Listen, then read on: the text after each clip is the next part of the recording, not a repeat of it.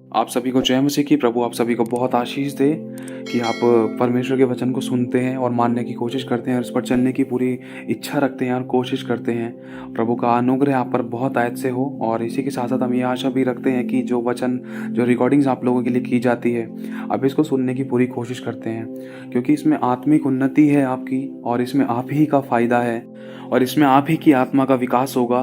क्योंकि आपको नीति वचन के द्वारा बुद्धि, ज्ञान और समझ की बातें सीखने और सुनने के लिए मिलेंगी, और उन पर आप चल भी पाओगे। प्रभु का आत्मा आपसे बात भी करेगा, आप चुनाव भी कर पाओगे। और इसी के साथ साथ जिन लोगों के पास समय ज़्यादा नहीं होता, जो बिजनेसमैन है, वो फ़ोन में भी पढ़ने की पूरी कोशिश करें 10 से 15 मिनट। लेकिन अगर आपके पास समय है तो इसको भी सुनने की पूरी कोशिश करें, या फिर अपने घर पे पवित्र बाइबल का नीति वचन एक एक अध्याय तारीख के हिसाब से पढ़ना शुरू करें। तो आइए अब हम शुरू करते हैं। नीति वचन 17वां अध्याय, आज 17 तारीख है, तो पहली आयत से पढ़ेंगे। इस बार बहुत गहरी ऐसी बातें सीखने के लिए मिलेंगी जो हमें रोज़मर्रा की ज़िंदगी में हमें अपनानी चाहिए, और हमें सावधानी भी बरतनी चाहिए। किन किन बातों को छोड़ना चाहिए, किन किन बातों को अपनाना चाहिए।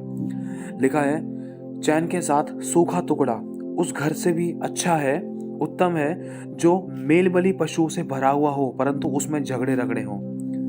और दूसरी आयत में लिखा है, बुद्धि से चलने वाला दास अपने स्वामी के उस पुत्र पर जो लज्जा का कारण होता है प्रभुता करेगा, और उस पुत्र के बीच भाइयों के बीच में भागी होगा। चांदी के लिए कुठाली और सोने के लिए भट्टी होती है, परंतु मनों को यहोवा जांचता है। कुकर्मी अनर्थ बातों को ध्यान देकर सुनता है, और झूठा मनुष्य दुष्टता की बात की ओर कान लगाता है। जो निर्धन को ठट्ठों में उड़ाता है वह उसके कर्ता की निंदा करता है, और जो किसी की विपत्ति पर हंसता है वह निर्दोष नहीं ठहरता। लिखा है, देखो प्रभु यहाँ पर कहना चाहता है, जो कोई भी कंगाल, दरिद्र, लाचार, बीमार, परेशान ऐसे व्यक्ति को मजाक में लेता है, ऐसे व्यक्ति का मजाक उड़ाता है, तो लिखा है, और उसकी अगर विपत्ति पर हंसता है, उसकी परेशानी पर हंसता है, तेरे टांग टूट गई, तेरे तो मुंह फूट गया, तेरा तो सर फट गया, ये है वो है, अरे तेरे तो हाथ ही ऐसे पैसे हैं, और तेरी तो आँख ही ऐसी, तेरी तो बचपन से ही ऐसी, तो ऐसा ही रहेगा, ऐसा ही है, ऐसी सी जो बातें बोलते हैं और उसको ऊपर हंसते हैं, उसका मजाक उड़ाते, तो लिखा है वह इंसान कभी निर्दोष नहीं ठहरेगा। लिखा है 6ठी आयत में, बूढ़ों की शोभा उनके नाती पोते हैं, और बाल बच्चों की शोभा उनके माता पिता हैं। मूढ़ के मुख से उत्तम बात फबती नहीं, और अधिक करके प्रधान को झूठी बात नहीं फबती। देने वाले के हाथ में घूस मोह लेने वाले मणि का काम देती है। जिधर ऐसा पुरुष फिरता उधर ही उसका काम सफल होता है। जो दूसरे के अपराधों को ढांप देता है वह प्रेम का खोजी ठहरता है।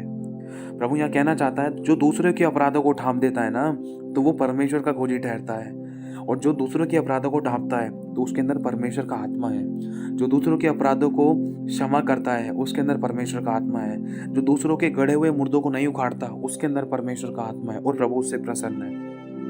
जो भी भाई, जो भी बहन दूसरों के अंदर बुराइयों को नहीं खोजते, वरन दूसरों की बुराइयों को ढांप देते हैं और दूसरों को मौका देते हैं, तो उसके अंदर परमेश्वर का आत्मा है। लेकिन जो दूसरों के गड़े मुर्दे उखाड़ते हैं, दूसरों की पुरानी बातों को ले लेकर लड़ता है, झड़कता है, बिगड़ता है या बिगाड़ता है, निकम्मी, व्यर्थ और बुरी बातें कहते हैं, दोष लगाते हैं, निकम्मा करते हैं, और या फिर ऐसी ऐसी बातें करते हैं जिससे कि जलन और ढा उत्पन्न होती है, ईर्ष्या, नामाफी की बातें उत्पन्न होती है, तो उसके अंदर परमेश्वर का आत्मा नहीं है। चाहे वो बपतिस्मा ले रखा हो, चाहे पवित्र आत्मा का दान पा चुका हो। लेकिन प्रभु कह रहा है, जो दूसरों के अपराधों को ढांप देता है ना, वही प्रेम का मतलब परमेश्वर यीशु मसीह का खोजी ठहरता है, और प्रभु उसके अंदर है। परंतु जो बात की चर्चा बार बार करता है, गड़े मुर्दों को उखाड़ता है, वह परम मित्रों में भी फूट करा देता है। एक घुड़की समझ वाले के मन में जितनी गड़ जाती है, उतना 100 बार मार खाना मूर्ख के मन में नहीं गड़ता। बुरा मनुष्य दंगे ही का यत्न करता है, इसलिए उसके पास क्रूर दूत भेजा जाएगा। बच्चा छीनी हुई रीछनी से मिलना तो भला है, परंतु मूढ़ता में डूबे हुए मूर्ख से मिलना भला नहीं। जो कोई भलाई के बदले में बुराई करे, उसके घर से बुराई दूर ना होगी। झगड़े का आरंभ बांध के छेद के समान है, झगड़ा बढ़ने से पहले उसको छोड़ देना उचित है। जो दोषी को निर्दोषी और जो निर्दोषी को दोषी ठहराता है, उन दोनों से यहोवा घृणा करता है।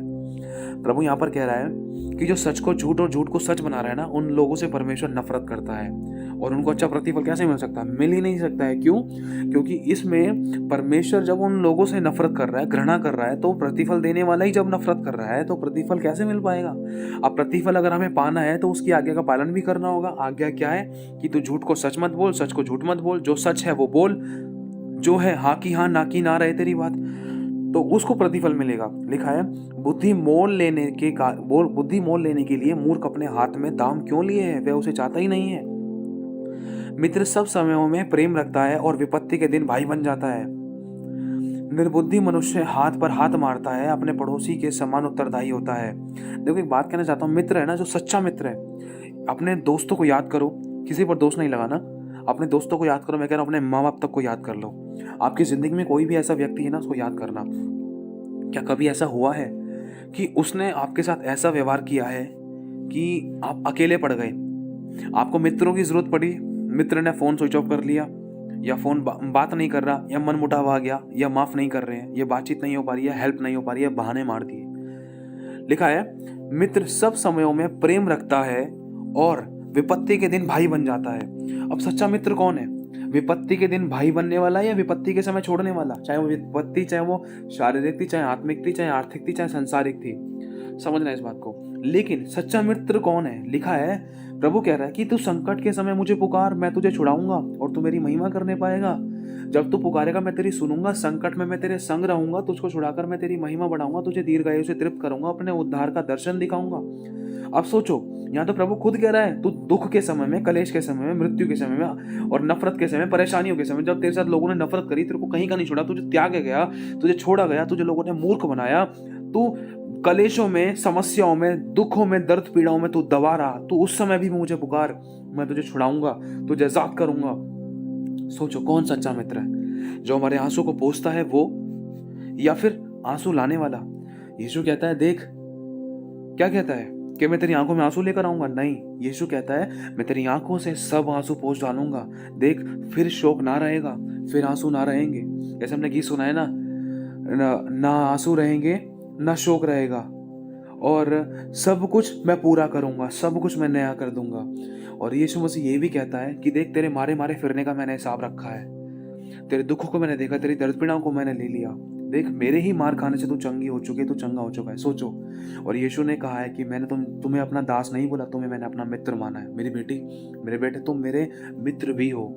अब सोचो, जिसके साथ हम अपनी सारी बातों को शेयर करते हैं वो कौन? एक मनुष्य है। और जिसके साथ शेयर करते हैं वो एंड में हमें धोखा देता है, दरवाजे बंद होते हैं, ब्लॉक कर दिया जाता है, या कोई बात नहीं करता है, या दूर कर देते हैं। ऐसी बातें उत्पन्न हो जाती है कि जलन उत्पन्न हो जाती है, जलन पैदा होती है, जिसके कारण एक कम इधर एक कम उधर। तो कैसा क्या फायदा उस मित्र का? किस मित्र पे भरोसा कर रहे हैं? जो मनुष्य है।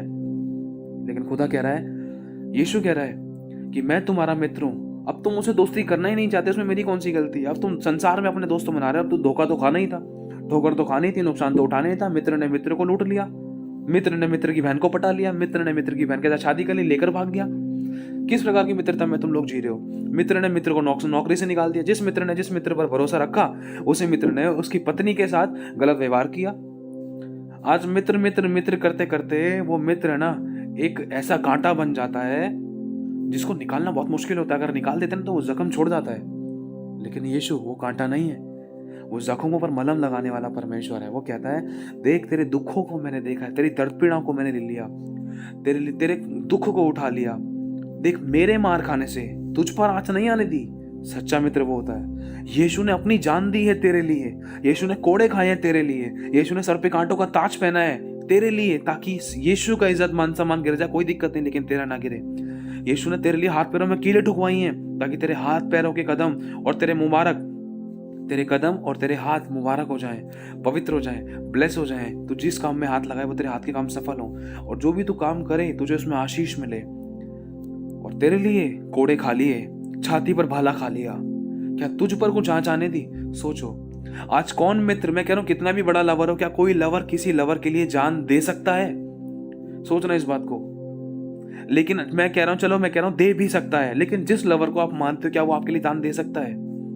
लेकिन यीशु मसीह ने ना उसके लिए जान दी है जो उसको जानते भी नहीं थे। आप यीशु को जानते थे?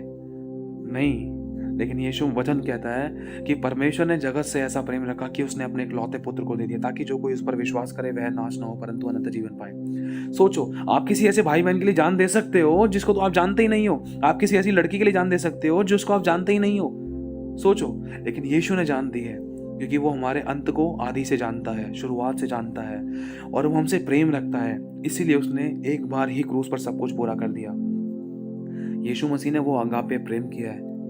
इसलिए प्रभु कह रहा है, मित्र सब समयों में प्रेम रखता है और विपत्ति के दिन भाई बन जाता है। निर्बुद्धि मनुष्य हाथ पर हाथ मारता है और अपने पड़ोसी के सामने उत्तरदायी होता है।